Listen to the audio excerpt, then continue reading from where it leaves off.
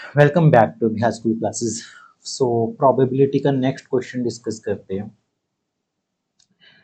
Question ये बोलते हैं आपको कि इन अ सर्टन फैक्ट्री, किसी फैक्ट्री की बात चल रही है जो कि रेजर ब्लेड्स बनाते हैं।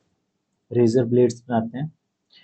5% chance for any blade to be defective, कि कोई ब्लेड आपके पास डिफेक्टिव निकल जाएगा।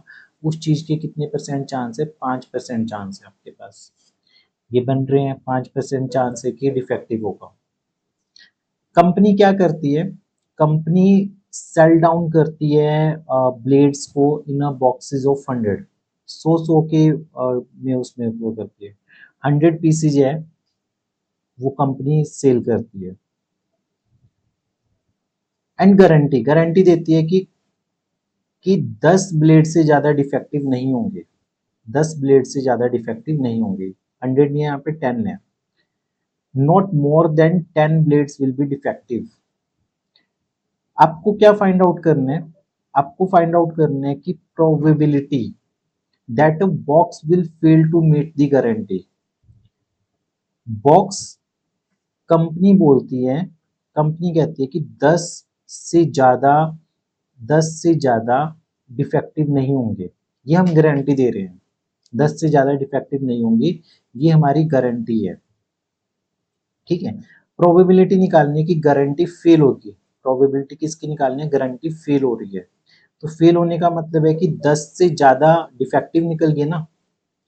कंपनी कहती है कि 10 से ज्यादा नहीं होंगे डिफेक्टिव, नहीं होंगे डिफेक्टिव।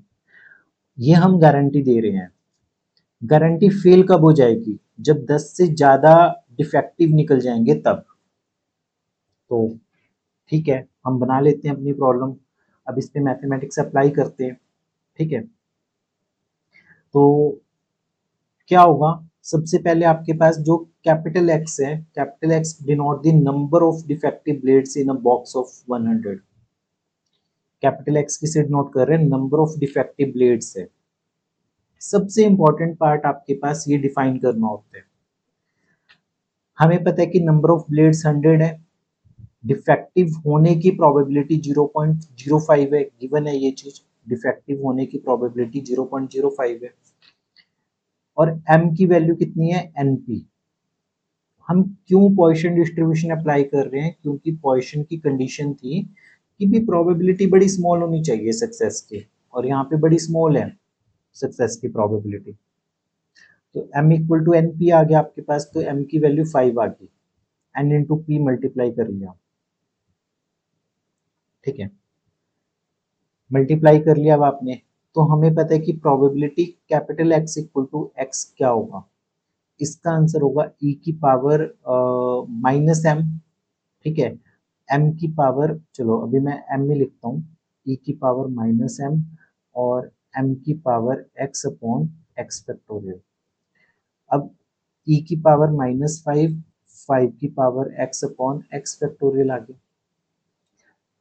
नाउ हमें क्या फाइंड करना है? We have to find we have to find कि probability, we have to find the probability that box fail to meet the guarantee।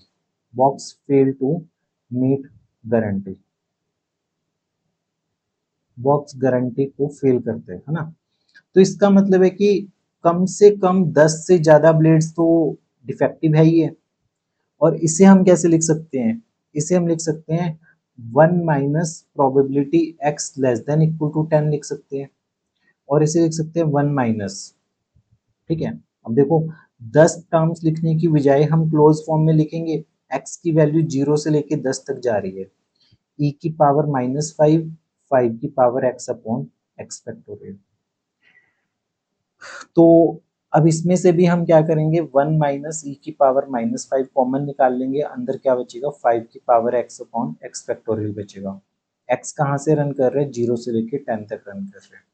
ठीक है।